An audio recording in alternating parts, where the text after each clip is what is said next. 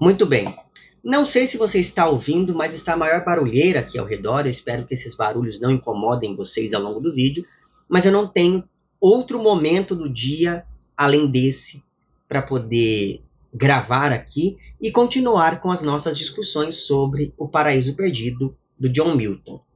Desta vez, vamos falar um pouco dos livros 9 e 10, portanto, nós já estamos na reta final desse projeto, e finalmente nós chegamos ao ponto que havia sido anunciado desde a primeira invocação às musas, ainda no início do livro 1 aqui do poema, que é a queda da humanidade. Por isso mesmo, depois de alguns livros sem dar as caras, sendo apenas mencionado, referido em discursos alheios, Satã volta à cena na narrativa depois de 7 noites circulando a Terra. E isso me fez lembrar do Satã que nós temos lá presente no livro de Jó da Bíblia, que, ao ser perguntado sobre de onde vinha até a presença de Deus, responde dizendo que vinha de rodear a terra e de passear por ela. Mas antes de chegar à fatídica queda de Adão e Eva, convém relembrar algo que também já consta desde o primeiro livro aqui do Paraíso Perdido, em um trecho que está na página 31, entre os versos 13 e 16 do primeiro livro, né, do primeiro canto aqui do poema. Então, entre os versos 13 e 16 do livro 1, disse o seguinte: Teu favor invoco a canção ousada que em não mediano voo quer levar-se aos cimos de Além-Helicon, buscando coisas em prosa ou rima não tentadas. Aqui o eu lírico se reporta, né, ele está conversando com as musas, e aqui o poeta já começa o livro afirmando que pretende superar essa tradição com a qual ele dialoga, haja vista que ele vai cantar coisas em prosa e verso ainda não tentadas. Já aqui, no início do livro 9, depois de citar, dentre outras coisas, a Guerra de Troia, o eu lírico diz o seguinte, na página 583, em um momento que corresponde aos versos 20 a 35 do livro 9.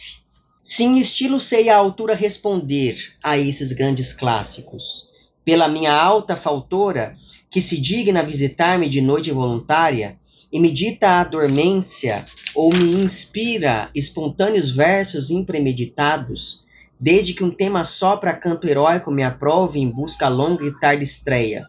Por feitio sem queda para dar conta de guerras, até aqui o único tema querido heróico, mestria que disseca com matança tediosa cavaleiros impugnas de ficção, deixando a força da longanimidade e do martírio por cantar. Cantam jogos e corridas, ou apreços para justas, cotas de armas, estranhos brasões, corcéis, caparazões, etc, etc, etc, etc. Ou seja, mais uma vez nós temos aqui um eu lírico que dialoga com a tradição, ao mesmo tempo em que nega essa mesma tradição, neste caso, no começo do livro 9, com um tom bastante ousado, bastante polêmico, quando fala que a épica clássica é centrada na matança tediosa de cavaleiros. Veja, esse afastamento da épica se dá ao mesmo em termos estruturais ao longo do poema, porque basta que a gente pense no seguinte: quando Satã era protagonista, o livro era mais bélico. Então, sempre que Satã aparece, ele tem um discurso beligerante. Sempre que Satã aparece, ele está envolvido em algum tipo de conflito com as hostes celestes, esse tipo de coisa. Agora que o protagonismo mudou e o poema está mais centrado nas figuras de Eva e de Adão, é preciso, então, se afastar daquele falso heroísmo baseado na violência e, no caso deste poema aqui, esse mesmo heroísmo baseado na violência está muito ligado a essa imagem de Satã.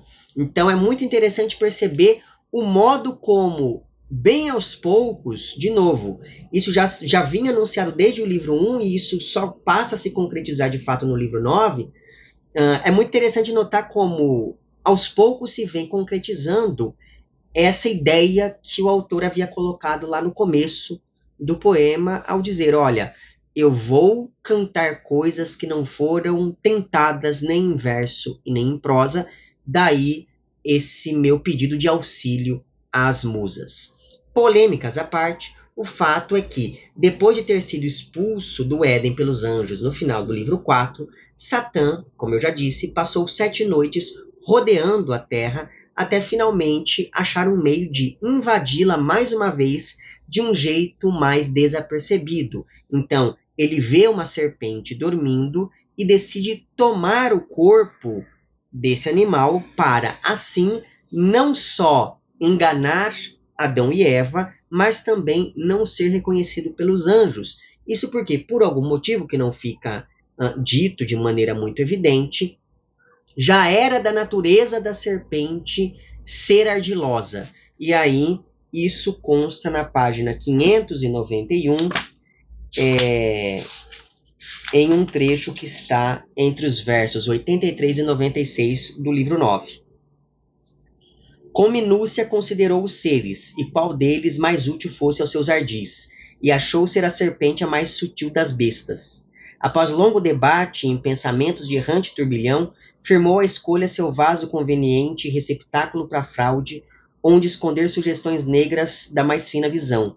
Pois na serpente de ardis nenhuns ninguém suspeitaria, como se naturais de sutil berço procedendo, o que em outros levaria à suspeição de forças diabólicas ativas nos sentidos do que é bruto. Então é isso, quer dizer, eu falei que não fica muito explícito do porquê dessa escolha da serpente, mas na verdade fica, porque ele diz que dentre as bestas, dentre os animais, a serpente era a mais sutil. Daí essa ideia de que, dada essa sua sutileza, ela poderia ter uma inclinação ao mal, né, de alguma maneira.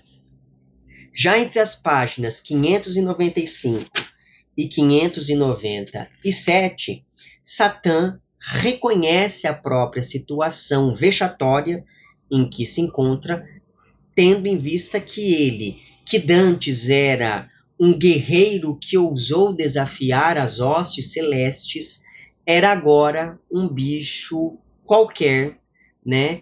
E veja, é muito interessante, porque antes ele tinha sim um propósito, entre muitas aspas, glorioso. Ele aspirava glórias sem tamanho, ele queria tomar o trono de Deus. Agora o que a gente percebe é que ele quer simplesmente se vingar. Já não existe mais muito daquele ímpeto glorioso que havia no início dessa jornada desse personagem.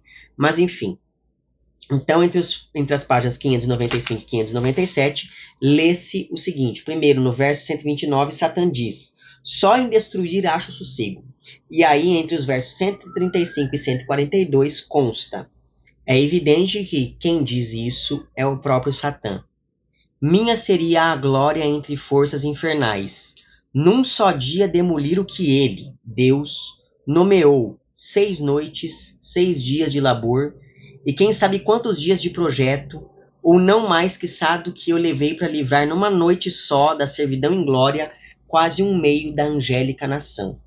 E aí, entre os versos 152 e 171, ele continua dizendo: o homem fez, ou seja, Deus fez o homem, e ergueu-lhe este mundo magnífico, e a terra por trono, Senhor dela fez, e ó infâmia, sujeitou-lhe ao serviço asas de anjos, e ministros flameantes para vigia do mando terrenal.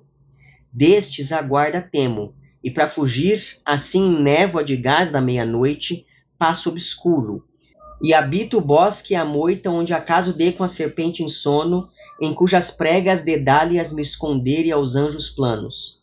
Ó vil descida!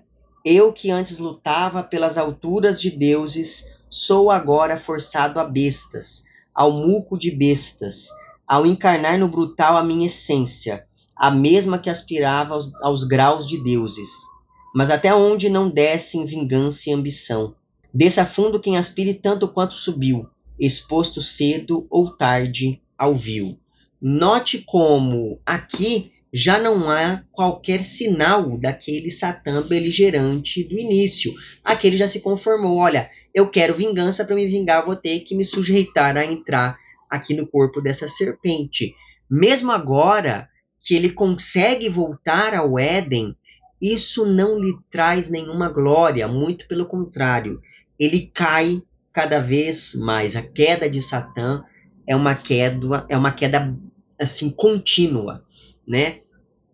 Enquanto isso, o anjo Rafael foi embora do Éden, conforme nós havíamos lido no final do livro 8, e agora Adão e Eva se preparam para mais um dia de trabalho nesse jardim. E eu uso aqui as aspas para me referir ao trabalho, porque eles não precisavam trabalhar. O que eles faziam era algo muito mais para passar o tempo do que com alguma utilidade. O trabalho deles era uma necessidade mais espiritual do que material, até porque, até o presente momento, a queda ainda não havia acontecido e por isso esses dois personagens estavam distantes dessa matéria bruta das coisas físicas, dessa labuta diária. Por isso mesmo, já é no mínimo estranho quando Eva propõe que, naquele dia em específico, eles dividam essas suas tarefas para terminar logo o serviço. Então, eles trabalham em lugares separados, quando não há necessidade nenhuma de fazer as coisas com pressa, porque, como eu disse, não existe uma lógica de utilidade em toda essa labuta que eles fazem no jardim. Veja, essa proposta já demonstra o quão afastada Eva estava daquela harmonia entre as coisas no Éden, algo que vem sendo reforçado desde o início do livro 5, quando Eva acorda daquele pesadelo que teve com Satã, e enquanto tudo está tranquilo, ela está ali um pouco acalorada, e isso, enfim, se consolida agora com Eva querendo se afastar de Adão para poder estabelecer esses trabalhos do dia, passando ainda pelos livros 6 e 7, quando ela, ora está escutando a conversa entre Adão e Rafael sem dar muita atenção, ora simplesmente sai de cena quase como se não estivesse muito interessada nos avisos daquele anjo. Aliás, é justamente a estes avisos sobre os ardis de Satã que Adão recorre para tentar fazer Eva mudar de ideia sobre essa sugestão deles se separarem. E aí Adão argumenta que juntos eles teriam mais forças para resistir à tentação, e Eva se sente muito ofendida por acreditar que com isso Adão esteja sugerindo que ela seria mais facilmente tentada, e mais, ela diz ainda que, se for para viver com medo o tempo todo das ameaças de Satã, então, na verdade, o Éden não era mais o paraíso que havia sido antes. E aí, na página 609, consta um momento em que Eva diz isso, que eu achei um momento bastante interessante, está entre os versos 322 e 326 do livro 9. Se é este o nosso estado, confinado a estreito domicílio pelo inimigo, se violento ou sutil, e a sós nos falta a defesa à altura, onde quer que seja, como viver temendo sempre o mal? Então é isso. Eva, esse comentário dela é de uma elegância muito interessante, se a gente for parar para pensar. E aí, diante disso, Adão desiste e marca para que eles se reencontrem em um dado lugar ao meio-dia, e ele há de esperar pela sua amada, fazendo a ela uma tiara com flores, mal sabendo do que havia acontecido. A verdade é que, pelo menos eu fiquei com essa impressão, nota-se que Eva, ela propõe que eles se separem, e ela bate o pé depois de Adão falar que juntos eles resistiriam mais às tentações. Ela faz tudo isso porque ela quer provar que ela conseguiria resistir aos planos de Satã. Mas, de boas intenções, o inferno está cheio, e cá está a nossa personagem para comprovar isso. tendo em vista que ela não contava com a astúcia de Satã. A essa altura, Satã já está, sob a forma da serpente e apela para a vaidade de Eva para ir aos poucos seduzindo essa coitada. Então, primeiro ele a chama de rainha, depois ele diz que é uma pena que uma mulher tão bonita assim fique confinada naquele jardim, porque ali ela seria admirada por apenas um homem, quando na verdade ela deveria ser admirada por várias pessoas, pelos anjos, etc e tal, que ela deveria ser louvada como uma deusa, etc, etc, etc. E na verdade, talvez Satã de fato ache Eva muito bonita e digna de admiração, porque ele próprio, já em forma de serpente, antes de ir falar com Eva, quando ele a vê à distância, ele já fica mesmerizado de tal modo que ele tem que se obrigar a voltar ali, a lembrar do que ele estava fazendo ali no Jardim do Éden. Então, parece em um primeiro momento que ele vai até desistir disso, tamanha beleza que ele encontra em Eva. E aí, entre as páginas 617 e 621, entre os versos 455 e 472 do livro 9, se lê o seguinte: Encantou-se a serpente assim por ver esta porção florida, o escarninho de Eva tão cedo a sós. A forma angélica, celestial, mais gentil, mais e femínea, a garbosa inocência, os seus modos e jeitos, gestos mínimos, tolheram-lhe a maldade, e Cortês levou o corso à crueldade e os seus cruéis propósitos. Quedou-se absorto o mal por uns momentos no próprio mal, e sem inimizades. Estupidamente bom ficou, despido de manhas, ódio, inveja, represália. Mas o inferno que nele eterno arde, mesmo quando no céu, extinguiu-lhe o gozo, e agora mais o aflige, quanto mais arredado se vê do prazer. Logo recobre ódio feroz, e os seus pensamentos de ofensa, jubilando, assim desperta. Então é muito assim, a imagem que o Milton faz de Eva é de uma beleza tamanha que por um momento Satã fica bom ao se deparar com essa mulher, mas aí o inferno que arde nele fala mais alto. Então veja, em meio a todos esses elogios à mulher, Eva fica muito curiosa para saber como a serpente, que até então não havia dito uma única palavra, não só começou a falar de uma hora para outra, como tem uma eloquência impressionante, ao que a serpente responde dizendo que passou a falar depois de ter comido dos frutos de uma certa árvore que fica no centro do jardim, ao pé da qual Eva vai repetir a proibição sobre comer daqueles frutos. Eu acho que eu falei para vocês sobre isso no vídeo passado, dentro desse projeto, que nesses últimos 4 livros, essa proibição quanto a comer do fruto da árvore do conhecimento, ela aparece repetidas vezes. Então, o tempo todo, os personagens ficam se lembrando de que eles não podem comer aquilo, eles não podem comer aquilo. E agora, aos pés ali da árvore, Eva repete mais uma vez essa proibição.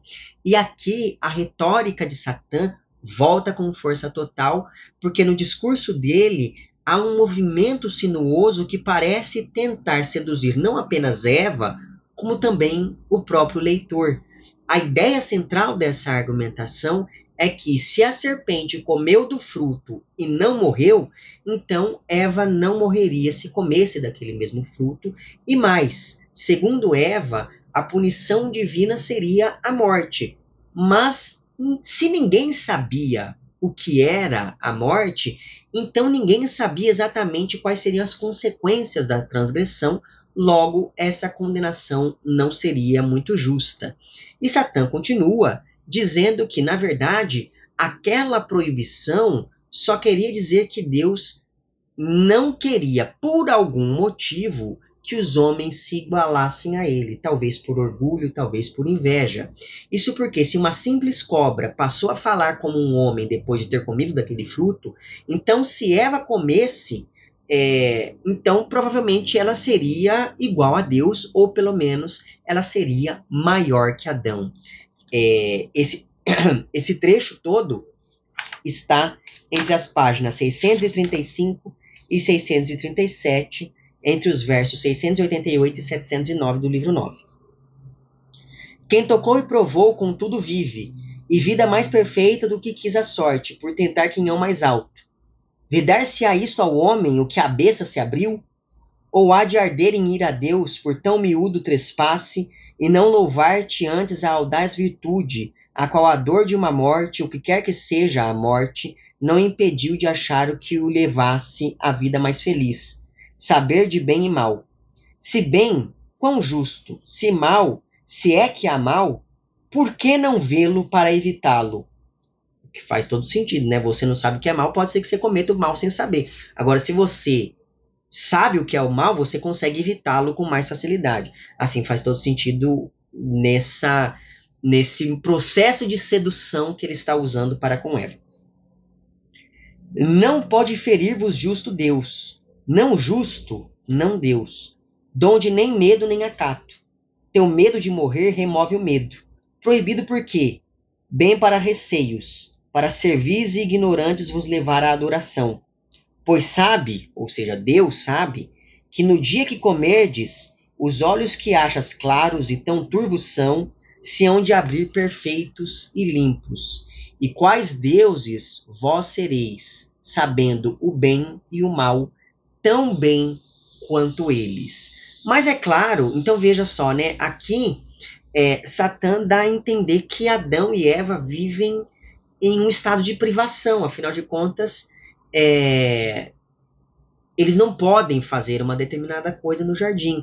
Só que a gente sabe que o Satã não acredita nisso que ele está dizendo, porque antes de abordar Eva, ele confessa que gostaria de estar ali no lugar dela. Ele gostaria de ser também uma criatura eleita por Deus para estar ali naquele mundo, governando sobre os anjos e sobre as bestas, etc. e tal. Portanto, essa proibição quanto ao fruto não era tão ruim assim para o próprio Satã, mas é claro que ele não poderia dizer isso. Mesmo porque o conhecimento dado pelo fruto não é um conhecimento utilitário, não é um conhecimento sobre o bem e o mal que visa afastar ou aproximar uma pessoa desses dois elementos, né? Então veja, esse conhecimento não é sinônimo de inteligência, como a serpente faz parecer em seu discurso a Eva. Na verdade, esse conhecimento, sendo de natureza divina, acaba separando o homem daquela matéria da qual ele foi feito, e isso faz com que ele se torne infeliz. Lembrando algo que eu disse também no primeiro vídeo de discussão do projeto. A palavra Adão tem a mesma raiz da palavra Adamá, que significa terra. Daí essa ligação entre esses dois elementos, entre esse personagem e o chão. E daí o fato dele ter sido feito de barro. Né? Então veja, existe essa necessidade de resistir à tentação quanto a provar desse saber, porque afinal de contas era esse o propósito de ter ali no meio do jardim a tal árvore. Então era uma proibição muito fácil, era uma proibição que, enfim, deveria ser seguida à risca, porque ela era simples de ser seguida à risca. E no entanto não é isso que acontece. Tudo isso me fez lembrar de um dos apócrifos da Bíblia, que eu tinha esquecido de pegar ali na estante, então cortei o vídeo justamente para poder pegá-lo. Um dos apócrifos da Bíblia fala justamente desse encontro entre Eva e Satã. Eu tenho esse apócrifo aqui, neste volume 1 de uma coleção chamado Apócrifos e Pseudepígrafos da Bíblia, que foi publicado essa coleção, né? Ela é publicada pela editora Fonte. Já falei para vocês que é uma leitura muito interessante para quem se interessa por essa questão, mas essa edição aqui ela carece urgentemente de uma revisão, porque é bastante complicado. Mas enfim, um dos apócrifos que nós temos aqui se narra esse encontro entre Eva e Satã e depois o conflito que se estabelece entre esses dois personagens e também Adão. Mas, enfim, em meio a toda essa argumentação satânica, Eva cai pelo orgulho, ela cai por se achar merecedora de estar acima de Adão ou merecedora de se equiparar a Deus. E assim que ela come do fruto proibido, a terra parece reagir de algum modo, tem uma espécie de terremoto ali, enquanto ela passa por uma experiência meio lisérgica. Ato contínuo, a maldade já se insinua na mente dessa personagem, que de início pensa que não deve dar o fruto a Adão para que ela possa ser melhor do que ele, para que ela possa ser mais inteligente do que ele, mas logo em seguida, ao se lembrar que talvez ela morresse, né, porque essa era a punição reservada por Deus a quem comesse daquele fruto, então, quando ela se lembra disso, Eva prefere que Adão morra também, ao invés de ficar vivo para sempre e talvez conseguir uma outra mulher. Então, veja que existe aqui uma premeditação que torna Eva praticamente uma assassina, já que ela oferece o fruto a Adão para que ele também morra, assim como ela. Mas antes existe uma maldade mais sutil no discurso dela, quando essa personagem cogita a possibilidade de que talvez Deus nem ficasse sabendo daquela transgressão, porque afinal de contas ela pensou que a tal morte que aconteceria seria algo imediato, e no entanto ela comeu da fruta e continua ali vivinha da Silva. Mas enfim, na página 645 aqui do livro, é dito o seguinte, entre os versos 811 e até o 816, aí depois eu vou pular um trechinho do 816, vou para o 817 até o 829. Então é dito o seguinte, isso aqui quem está dizendo é Eva. O céu é alto, alto e longe para ver dali distintas as coisas chãs, que outros cuidados não terão distraído na vigília o grão proibidor na salvaguarda de espias. Devo dar já parte da mudança e parte de tão gorda felicidade em mim, ou não, mantendo o avanço do saber na minha posse sem consórcio? E assim, pôr o que falta no sexo feminino, que o atraia e mais igual me faça, e porventura, e não indesejável, é por vezes superior. Pois quem é livre inferior? Pode bem ser. Porém, e se Deus viu e a morte vem? Então, mais não serei, e Adão a outra Eva dado em núpcias, feliz e verá com ela que eu morri. Então, quando ela pensa nisso, ela fala, não, vou oferecer a fruta a Adão. Mas a questão da sutileza do mal, que eu mencionei antes, está nesse momento em que ela fala, o céu é alto, alto e longe, para ver dali distintas as coisas chãs. Então, Deus está tão longe que talvez ele nem fique sabendo que eu comi desse fruto, então eu vou ficar aqui quieta comigo mesmo, não vou oferecer nada para o Adão. Mas e se Deus descobrir que eu comi dessa fruta e me matar? Então é melhor que Adão morra comigo ao invés de ficar aí e ter, por acaso, alguma outra mulher. E assim nós chegamos finalmente ao momento em que Eva vai até o encontro de Adão e este, tão logo a vê, percebe que ela caiu em tentação e, por não saber viver em um paraíso sem ela, acaba comendo do fruto também. Então a queda de Adão acontece porque ele se esqueceu daquele conselho dado pelo anjo Rafael, que havia dito a ele para que ele tomasse cuidado com a paixão, que era diferente do amor. Adão era um homem apaixonado, era um homem apassivado, era um homem submisso a esse sentimento que nutria por Eva, e foi por isso que ele caiu. Então note que Eva foi enganada por Satã, mas Adão não foi enganado por Eva. Ele come do fruto, ele desobedece a Deus deliberadamente. Eis, então, esse momento terrível e também a sua consequência imediata, que é o grande símbolo da queda, né? Que é a lascívia que toma conta desse casal em uma nova cena de sexo que contrasta bastante com aquela que já havia aparecido de modo tão delicado em um livro anterior. Isso que eu vou ler está entre as páginas 655 e 657, entre os versos 977 e 989 do livro 9, e aí depois eu vou pular para os versos 997 até o 999, e aí depois eu vou pular de novo e vou ler entre os versos 1008 a 1015.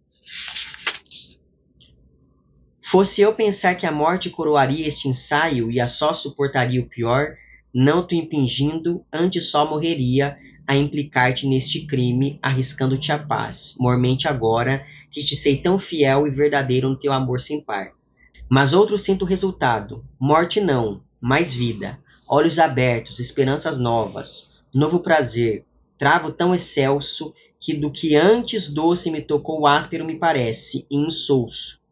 Prova, Adão, do que provei, e o medo de morrer lança-o aos ventos. E Adão, sem quaisquer escrúpulos, comeu contra a razão, não enganado, mas vencido por charme feminino. Intoxicados como se ébrios, já nadam em folia, a divindade já crê incubando asas neles, com as quais desprezar o chão. Mas falso fruto outra ação mostrou primeiro, desejo carnal. Cio. Nela, Adão ergueu olhos lascivos. Pegou-lhe ela, olhar igual. Arderam em luxúria. E aí, eu me lembrei aqui agora, enquanto eu estava lendo, que na página 659, entre os versos 1029 e 1033, é dito o seguinte. Isso daqui quem diz é Adão. Nunca, desde o primeiro dia em que te vi e desposei, o teu encanto ornado a perfeições, tanto me arder a ponto de te querer assim, mais bela que nunca, favor da árvore virtuosa. Então é isso, né? Eles caíram. Finalmente a queda aconteceu. Porém, depois dessa nova cena de sexo, Adão e Eva passam a acusar um ao outro por aquilo que haviam feito, e aqui nós temos uma outra consequência do pecado, dessa queda, que é a impossibilidade de assumir a responsabilidade pelos próprios atos. Então, eles se tornam orgulhosos demais para assumir o erro que cometeram, então eles querem terceirizar essa culpa, e isso vai se aprofundar ainda mais no livro 10. Então, de mãos dadas com essa consequência, há ainda uma outra que é a divisão entre eles. Já não há mais qualquer sombra daquela harmonia anterior. O que nós temos agora é um casal desunido, o que já estava anunciado desde o momento em que eles se separaram pela manhã, por sugestão de Eva. Assim, em meio a uma discussão que se prolonga por horas a fio, se encerra o livro 9. E, aliás, convém lembrar que a queda acontece no livro 9, que é o mesmo número de dias que os anjos levaram para cair do céu até o inferno no começo do livro 1. Né? Então existe aqui esse novo paralelismo entre este ponto do texto em que estamos agora e os seus momentos iniciais. Já o livro 10 começa com os anjos voltando ao céu para dar notícia da triste queda de Adão, e de Eva também, evidentemente, e por mais que esses anjos estejam tristes com o que aconteceu, Deus reforça que a queda fazia parte dos seus planos quanto à vinda do Filho. E aí na página 677 consta o seguinte, entre os versos 34 e 39, e depois entre os versos 74 e 54. Ó anjos em conclave, isso quem diz é Deus, e vós poderes que falhados voltais, não receeis nem da terra as notícias vos abalem, que o desvelo mais sério evitar não pôde, já predito quando o abismo do inferno tentador passou primeiro. Caído é o homem, e agora que resta senão dar capital pena pela sua transgressão, a morte em tempo promulgada, que já supõe vã e oca, porque ainda não a viu, como temia, sobrevir nele em síncope. mas tarde saudar não é quitar, assim o dia cedo dirá. Então é isso, aqui Deus está falando, olha, anjos, não se preocupem, tudo fez parte da profecia, agora a gente precisa punir o homem, porque ele já está achando que não vai haver punição nenhuma, justamente por essa punição não ter sido imediata. Mas tudo tem o seu tempo, né? E é possível aqui traçar um paralelo interessante entre o interesse dos anjos e dos demônios ao saberem dessa queda. Porque, veja, enquanto essa notícia causa consternação entre os anjos, os demônios certamente a receberiam com alegria. O problema é que não dá tempo de que essa notícia chegue ao inferno, porque mais rápido é o castigo de Deus. O que acontece é que, depois de enganar Eva, Satã sai do jardim do Éden e volta para o inferno, levando a boa nova aos seus sequazes, e aí no meio do caminho ele encontra pecado e morte, construindo uma ponte sobre o caos para ligar o inferno e a terra, que, lembrando, lá no livro 2, quando Satã sai do inferno para ir até o paraíso, ele tem que atravessar o caos, mas antes ele passa pelo portão do inferno, onde se encontram esses seus dois filhos, né? Pecado e morte, e ali ele convence esses personagens a deixá-lo passar, dizendo justamente, olha, eu vou conquistar um novo mundo para que nós possamos reinar nele, então me ajudem aqui. Né? Então aqui finalmente ocorre esse reencontro familiar, e veja, pecado e morte já se adiantaram nessa construção da ponte ligando inferno e terra, porque eles supuseram que Satã sairia vitorioso dessa viagem, já que ele estava demorando muito. A ideia é a seguinte, se ele tivesse sido pego assim que ele chegou ao paraíso, certamente ele já teria voltado, carregado pelos anjos, né, escoltado pelos anjos até o inferno. Como ele ainda não voltou, isso só pode querer dizer que deu certo o plano, ele conseguiu fazer aquilo que ele pretendia. E aí, por isso mesmo, diz pecado. Quer dizer, eu acho que quem diz isso é pecado, não me lembro agora se é pecado ou se é a morte, mas enfim, na página 701, que já corresponde aqui então aos versos 365 a 376 do livro 10, se lê o seguinte: não nos seguraria mais o inferno, nem este impraticável golfo obscuro nos deteria de ínclito seguir-te. Deste-nos liberdade, confinados a infernais portais até agora, e armaste-nos para nos fortificarmos e cobrirmos com portentosa ponte um negro abismo. Já todo mundo é teu, tua virtude ganhou o que a mão não fez. Teu saber lucrou com o que a guerra perdeu. Plena vingança pelo que foi no céu. O rei que ali não foste, aqui serás. Eu achei esse momento interessante, justamente porque aqui é quase como se Satã já tivesse sido coroado como o rei deste mundo.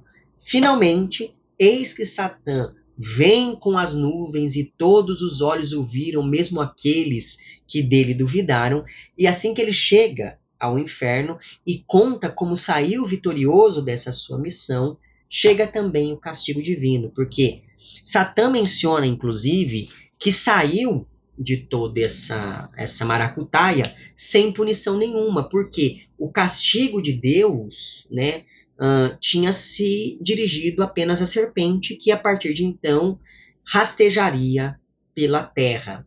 E como Satã saiu a tempo de dentro da serpente, então, teoricamente, ele se safou do castigo.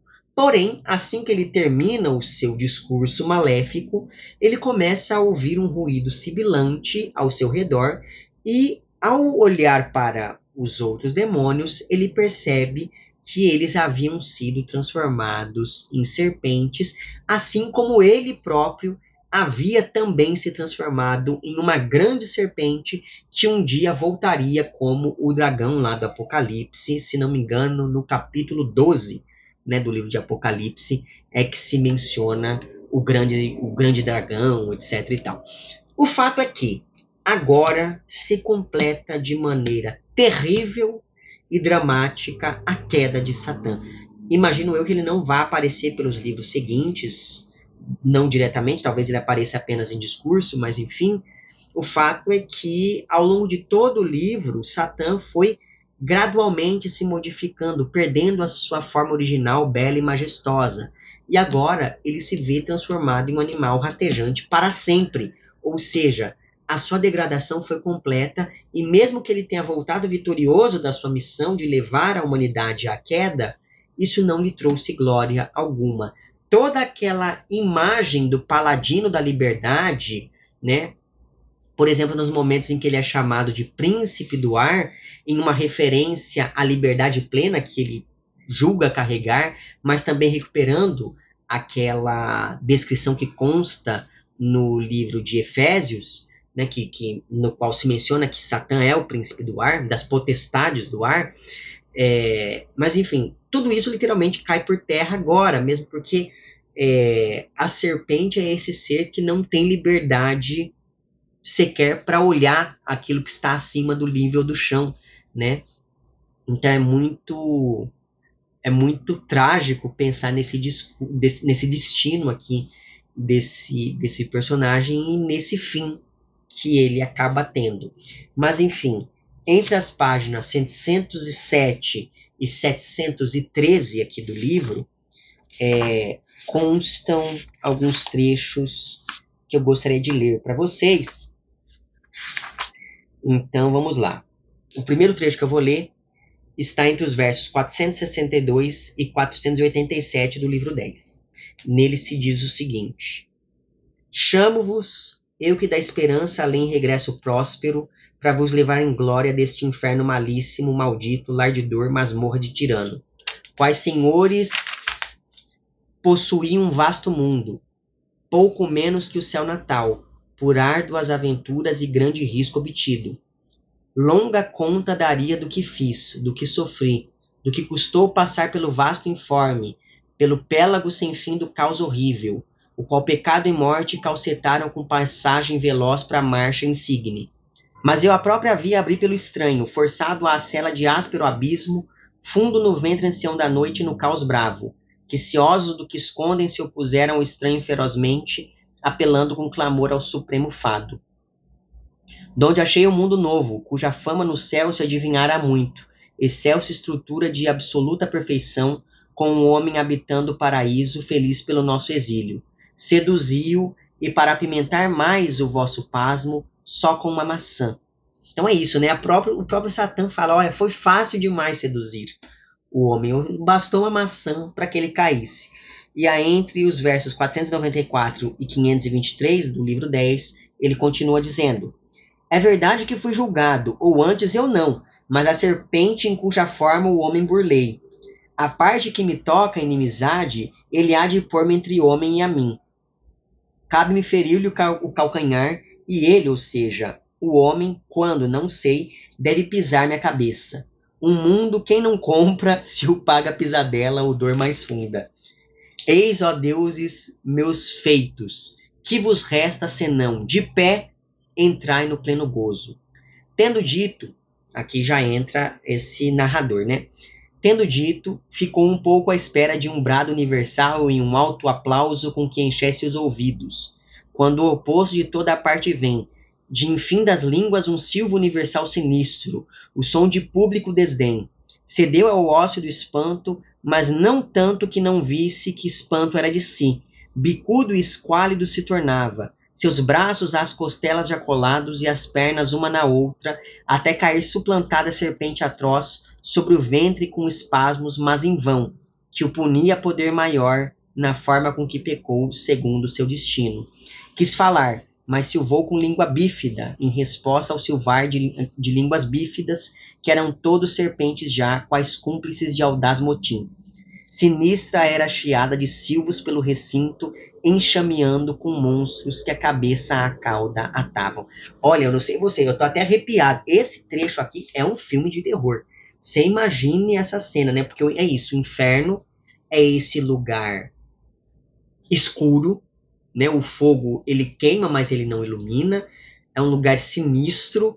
E aí, depois desse discurso maquiavélico de Satã, o ar se enche desse sibilar das serpentes, e aí ele tenta entender o que está acontecendo e de repente ele próprio vai se transformando numa cobra. Enfim, eu achei esse momento assim apavorante. Tão apavorante quanto a primeira descrição lá de pecado e de morte no livro 2. De novo, tudo isso devido a essa incrível capacidade que o Milton tinha de criar coisas visualmente impressionantes. Mas, enfim, como se não bastasse essa degradação física, o castigo de Satã ainda continua, uma vez que surge ali no inferno uma árvore que atrai os demônios transformados em serpentes para comer de seus frutos, mais ou menos como a árvore do conhecimento lá do Jardim do Éden. Só que o problema é que esses frutos não são doces, eles têm gosto de cinzas amargas e os demônios não conseguem, mesmo assim, deixar de comê-los, e assim eles vão passar a eternidade presos àquilo que eles próprios tramaram. Enquanto isso, o Éden foi tomado por ventos terríveis, demonstrando que aquela harmonia original já havia sido completamente rompida, e ao se darem conta disso, finalmente Adão e Eva acabam sentindo ali o peso da culpa nas próprias costas. E é por isso que a situação deles é descrita da seguinte maneira na página 681. Deixe-me pegar aqui. Isso aqui é entre os versos 111 e 114 do livro 10. Já amor por Deus ou um pelo outro não mostravam, só culpa, vergonha, abalo, desespero, revolta, pertinácia, ódio e manha. Tudo isso acaba resultando da consciência sobre o que é o pecado original e sobre as consequências desse pecado, não só para Adão e Eva, mas também para tudo e para todos ao seu redor. E me parece que o pecado original e suas consequências, é o grande tema desse livro 10. E a situação se agrava ainda mais depois que o filho vem dizer a Adão e a Eva qual o futuro deles dois, e esse trecho do poema acaba recuperando o capítulo 3 de Gênesis, né, que é quando Deus fala a punição de Adão e de Eva, mas eu vou ler aqui apenas o trecho que se refere à punição de Adão e que está na página 689, entre os versos 198 e 208 do livro 10. Porque inclinaste ouvidos à mulher e comeste da árvore da qual te ordenei, dela tu não comerás, maldito seja o chão, seus frutos dores serão todos os dias da tua vida. Dar-te-á contra a vontade espinhos, cardos, e dos campos as ervas comerás. Comerás do suor do teu rosto o pão, até que ao chão regresses, porque ao chão foste tomado. Sabe de onde vens, pois pó tu és, e ao pó regressarás. Depois disso, vem um dos momentos mais trágicos de todo o livro. É um momento tão bom quanto aqueles monólogos de Satã em livros anteriores, principalmente entre os livros 3 e 4, se não me engano, né? Porque o que acontece é o seguinte: Adão faz um longo monólogo no qual ele, dentre outras coisas, percebe que a sua nudez e a de Eva não é uma nudez apenas física, mas também espiritual. E aí, pensando nessa consciência da nudez como uma percepção da falta, isso diz muito respeito sobre essa distância entre esses personagens e Deus. Então é quase como se Adão estivesse ali enfrentando um momento de luto agora. Até porque se antes ele aguardava ansioso pelas visitas de Deus, agora ele fica com medo e com vergonha da presença divina. Além disso, nesse longo monólogo, Adão reforça a culpa de Eva, se rebela contra Deus ao dizer que não pediu para ser criado. Então, para ele, seria melhor não existir do que existir de um jeito que não fosse bom para ele. E essa revolta lembra um pouco da afirmação de Lúcifer, um pouco antes da guerra no céu, né? Quando ele disse que Deus não havia criado ninguém, que os anjos criaram a si mesmos. Pois é, enquanto Satã reivindica para si a própria criação, Adão empurra completamente essa responsabilidade para Deus e fala: olha, a culpa é sua, porque foi você que me fez dessa maneira. E por isso mesmo, Adão questiona ainda a justiça divina, já que uma punição tão grande não condiz com uma transgressão tão pequena e seria até injusto com a descendência de Adão que os seus filhos pagassem pelos erros do pai. Além disso, Adão questiona a bondade divina, porque se Deus fosse realmente bom, ele não permitiria que Satã entrasse no Éden, levando o homem à queda. E nesse monólogo também, Adão pensa que talvez seja melhor morrer de uma vez, ao invés de lidar com as consequências dos seus atos. Então, tamanho é o sentimento de culpa que Adão reflete sobre o que poderia ser a tal morte. E, aliás, aqui ele percebe que essa punição, a morte, não seria imediata, mas viria a qualquer momento, e isso geraria um sofrimento ainda maior. Então, primeiro ele pensa que talvez a alma sofresse porque o corpo morreu. Depois ele pensa que talvez o corpo sofra com a morte da alma. E aí depois ele pensa que talvez o corpo e a alma sofram juntos pela eternidade depois da morte. Em todo caso, a partir dessas três hipóteses, fica muito explícito que para Adão, a presença de Deus, a possibilidade de encontrar Deus se torna algo tão terrível que mesmo a morte, que era sinônimo de punição, que é a filha de Satã, ainda assim a morte é preferível a lidar novamente com a presença de Deus. Então, quanto mais tempo Adão vivesse, maiores seriam as chances, as possibilidades de reencontrar com Deus, o que faz com que a morte seja vista aqui como uma solução rápida para esse sujeito. E aí, enfim, é um monólogo muito longo, é um monólogo que vale a pena você ler na íntegra, mas eu não farei isso, tá? Então, enfim, eu vou ler aqui apenas algumas passagens desse monólogo, começando na página 733, entre os versos 733 e 736, depois eu vou pular para os versos 743 a 757 do livro 10. Quem nas eras pósteras, ao sentir nele o mal por mim trazido, não me amaldiçoará. Maldito seja o impuro pai, a Adão isto o devemos. Pedi-te eu, Senhor, que ao barro por homem me tomasses? Roguei-te eu das trevas promoção ou transferência para o jardim das delícias? Já que arbítrio livre e meu não me quis, seria apenas elementar justiça ao pó voltar. Ávido de abdicar e devolver o que obtive, incapaz de observar termos tão austeros, pelos quais me cumpriria o bem que não busquei. E não te chega a pena de perder, porque lhe junta sentimentos de eterna dor. Obscura parece essa justiça, mas já tarde, em bom rigor contesto. Deveria ter me oposto aos teus termos mal propostos. Então é isso, ele está falando aqui que Deus não soube explicar direito para ele qual seria a consequência dele comer o fruto da árvore, né? Ele fala os termos mal propostos. E aí é interessante o uso desse termo, termos, que é quase como se Deus tivesse feito um contrato com Adão, o que implica que os dois têm o mesmo valor, mas os dois não têm o mesmo valor. Deus não fez uma proposta a Adão, olha, você não come a árvore e eu não te mato. Não, Deus proibiu Adão, se você comer da árvore, você vai morrer, ponto final.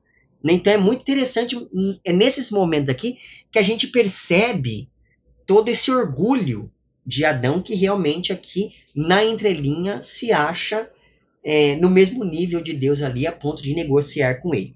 Mas enfim, página 735, vou ler aqui entre os versos 759 a 770, depois eu vou pular para 775 até 782. E aí, nesse trecho aqui da página 735, Adão fala uma coisa muito engraçada, porque ele está falando com ele próprio, e aí ele diz, bom, digamos que eu tivesse um filho, esse meu filho fizesse uma coisa que eu não gostasse, aí esse meu filho olhasse para mim e dissesse assim, olha, eu não pedi para nascer.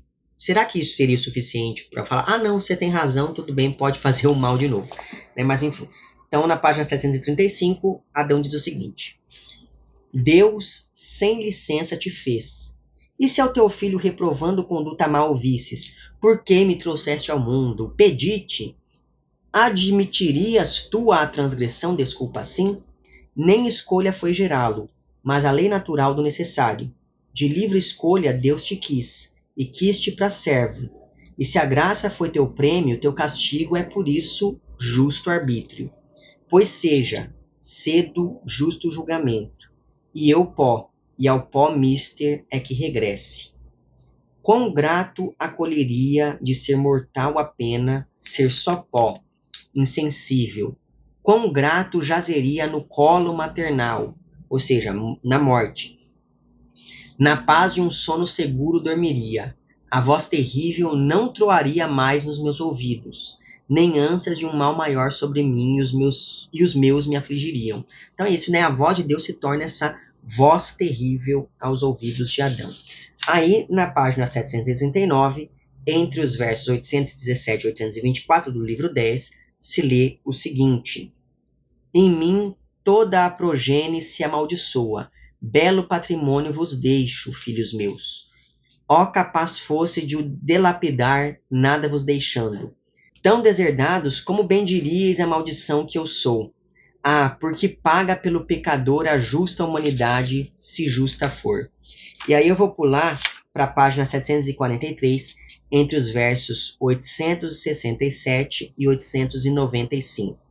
Assim, esse trecho aqui que eu vou ler agora é Adão falando para Eva, porque Eva ouviu esse monólogo de Adão, ficou com pena dele, foi consolá-lo, e aí levou essa bordoada aqui. Diz ele: Fora daqui, serpente, que esse nome é próprio dessa aliança, tu tão falsa e odiosa. Nada falta a não ser forma e serpentina cor, que a fim te expõe a fraude para futuro, para calção de viventes. Não vá a forma angélica, véu de infernal falsídia, surpreendê-los. Manter-me-ia por ti feliz, não fossem teus ventos e vaidades rejeitarem-me conselhos quando o mínimo guardávamos e apoucar-me os cuidados, anelando mostrar-te ao próprio diabo, presumindo lográ-lo, até que a lábia da serpente mais lorpa te logrou a ti, e tu a mim, ao crer-te minha, refletida, constante, sábia, prova toda prova, sem ver que em ti a sólida virtude era aparência, só uma costela torcida por natural, por sinal tomada mais ao meu lado sinistro, ou seja, esquerdo, e se tomada bem, que ao justo número é supranumerário. Porque houve Deus, sábio Criador, que o alto céu com espíritos viris povoou, de a terra trazer tal novidade, este defeito belo da natureza, e não encheu de vez o mundo de homens como anjos sem fêmeas, e arranjou outra maneira de gerar homens. Então veja, de novo, né? Adão, quando ele come da árvore, né, do fruto, o próprio lírico diz, ele comeu por vontade própria. E aqui ele está falando que ele foi enganado por Eva. Ele não foi enganado por Eva, coisa nenhuma, mas é engraçado, ele está dizendo aqui para Deus, né? Olha, meu Deus, por que você foi criar a mulher? Se fosse todo mundo homem aqui, isso não teria acontecido. Mas, é como dizem por aí, né? Deus criou Adão e Eva e não Adão e Ivo. Mas, enfim, todos esses trechos nos permitiriam, ou melhor dizendo, nos permitem notar uma consciência muito profunda do que é o pecado. E é por isso que Adão se sente tão confuso e tão amedrontado ante essa consciência. Só que ao mesmo tempo ele não reconhece o seu erro e tenta se livrar das consequências dos seus atos, por exemplo, colocando a culpa em Deus ou na Eva, né? Talvez por covardia, mas talvez também por arrependimento, que são coisas que esse personagem ainda não conhecia, então essa confusão dele faz todo sentido. Tudo isso demonstra também como o pecado tem a ver com o egoísmo desse sujeito que, apesar de tudo, ainda quer impor a sua verdade sobre as coisas. Então, a culpa não é dele, mas de Eva, que o enganou, ou de Deus, que o criou. Ou seja, em termos sartrianos, o Adão aqui está agindo de má fé ao negar a responsabilidade pela própria liberdade. Então, veja, o pecado tem a ver também com essa noção de egoísmo, e aí eu torno a lembrar que no inferno o fogo queima, mas ele não ilumina nada, e isso é o auge do egoísmo. Tudo isso acaba, então, mais uma vez, reforçando o contraste entre Adão e o filho, que já estava posto desde o livro 1.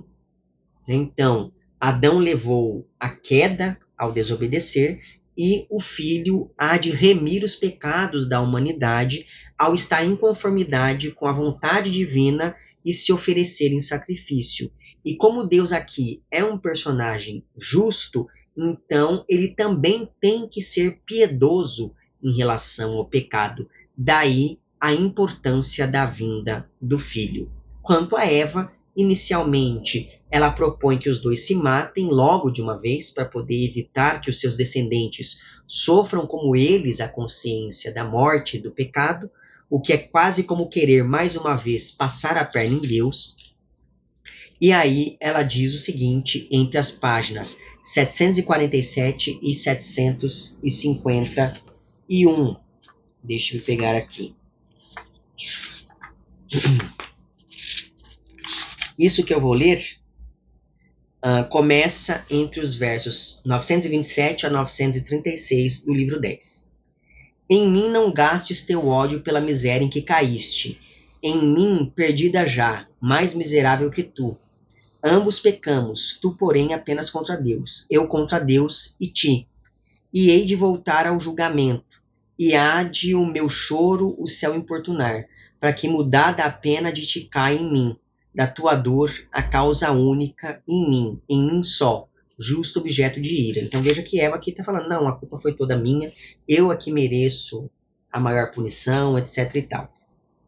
E aí na página 749, entre os versos 979 e 1002, se lê o seguinte: se a afeição nos moe pela prole, que há de nascer para certa dor, moído enfim na morte, e se é tão deplorável ser de outros a autoria da desgraça, sendo outros nossos filhos, e dos lombos trazê-los a um mundo condenado, que após abjeta vida seja um passo para monstro tão soez, tens tu nas mãos a prevenção da raça malograda, sinados por nascer e ainda nada.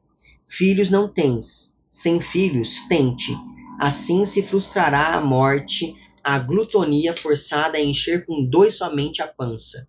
Mas se achas que conversa, olhares, afeto, tornam difícil e árdua a abstinência do direito amoroso e doces leis de núpcias, e sem esperança anseias lânguido por esse objeto que lânguido anseia, com sede igual, sem estanque, que dos males o menor não será, dos que tememos, então para nos livrarmos, nós e os nossos, do que a ambos ameaça, atalhemos, busquemos a morte, ou se a não encontrarmos, com as nossas próprias mãos, seus fins supramos. Então aqui é interessante, né, que Eva propõe 2 coisas. Primeiro ela diz, olha, se a gente já está sofrendo aqui pelo destino dos nossos filhos, então é melhor a gente não ter filhos, logo não vamos transar. Mas se a gente não conseguir resistir a esse convívio, né, a essas doces leis de núpcias, então o melhor a fazer é a gente tentar, com nossas próprias mãos, morrer. E, de novo, isso aqui é Eva tentando, enfim, driblar ali a vontade divina, e a isto Adão responde da seguinte maneira, na página 753, entre os versos 1020 a 1026, e depois eu vou ler também entre os versos 1028 a 1040. Se anelas a morte, qual remédio para males, presumindo desse modo evadir-te ao castigo, não duvides que a ira vingativa Deus mais sábio preventiva pensou. Temo que a morte, assim aligeirada, dor mais certa nos traga a punição. Busquemos resoluções mais certas, que eu ter creio em vista, recordando com cautela, parte a sentença que há de ferir cabeça à serpente a semente. Triste emenda, a não ser que se entenda quem supõe o adversário, Satã, que na serpente forjou tal dolo. Pisar-lhe a cabeça seria saldo a sério, dissipado se sobre nós viesse a morte, ou dia sem filhos como querias. Escaparia às penas o inimigo assim, e nós as nossas sobre nós duplicaríamos. Então, aos poucos, esses personagens vão se dando conta de que o pecado é irreversível para eles, o paraíso finalmente está perdido, mas o que eles podem fazer é confiar que Deus vai cumprir a sua palavra de que um dia o cordeiro chegue para derrotar a serpente, de que um dia o descendente de Adão e Eva pise na cabeça de Satã, derrotando-o definitivamente. Então, apegados a essa esperança, é que os dois desistem dessa ideia de não ter filhos ou de se matar, etc. e tal.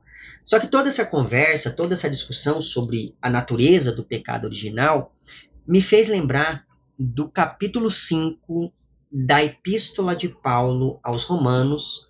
Então, eu vou ler esse trecho para encerrar esse vídeo. Esse trecho que eu vou ler é dessa edição aqui da Companhia das Letras, com a tradução do Frederico Lourenço, e aí entre as páginas 179 e 180 dessa minha edição, consta o seguinte, de novo, vou ler aqui um trecho que começa no versículo 12 e vai até o versículo, 19 do capítulo 5 da Epístola de Paulo aos Romanos.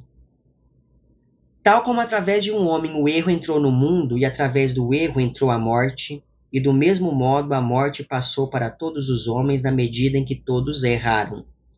Pois até a existência da lei existia erro no mundo, mas erro não é imputável não existindo lei.